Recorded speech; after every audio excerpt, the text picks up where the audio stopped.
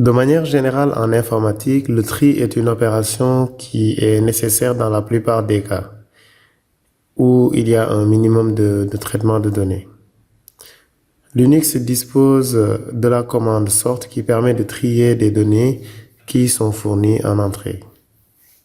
La syntaxe est très simple, il suffit de taper sort suivi du nom du fichier qu'il faut qu'il trie le contenu, ou bien de lui fournir les informations via un tube. Regardons cet exemple dans lequel nous avons un fichier pays.txt qui contient la liste des pays. Avec la commande sort, il est possible de trier par ordre alphabétique. Donc Angola qui est le premier, a commencé par A, suivi de Brésil, suivi du Congo, suivi de Danemark, etc. Sur le deuxième exemple, si nous considérons un fichier qui contient des chiffres à l'intérieur, ici, le tri ne se passera pas selon des valeurs entières, mais selon les caractères, qui sont considérés ici comme des codes ASCII. En effet, si on considère le caractère ASCII, 2, 0 ou 20 surviendra avant 3. Mais heureusement, il y a une option qui permet d'indiquer à la commande sort que les éléments qui sont dans le fichier sont des nombres pour pouvoir les trier correctement.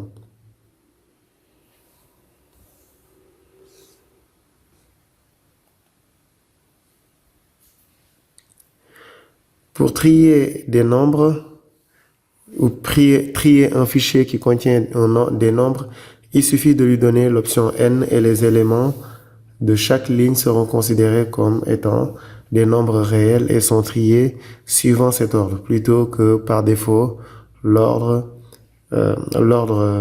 ASCII. Il est possible de demander à sort de trier un fichier contenant des champs qui sont en réalité des colonnes. Regardons cet exemple où nous avons un fichier field.txt qui contient 3 champs, nom, âge, poids, des lutteurs sénégalais.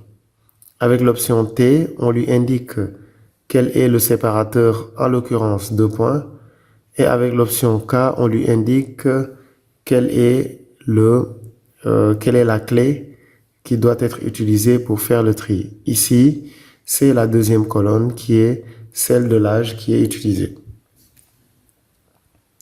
Sort permet aussi de trier aussi directement et de traiter des fichiers log qui peuvent être triés par date pour permettre à l'utilisateur de pouvoir localiser les données qui l'intéressent à une date donnée.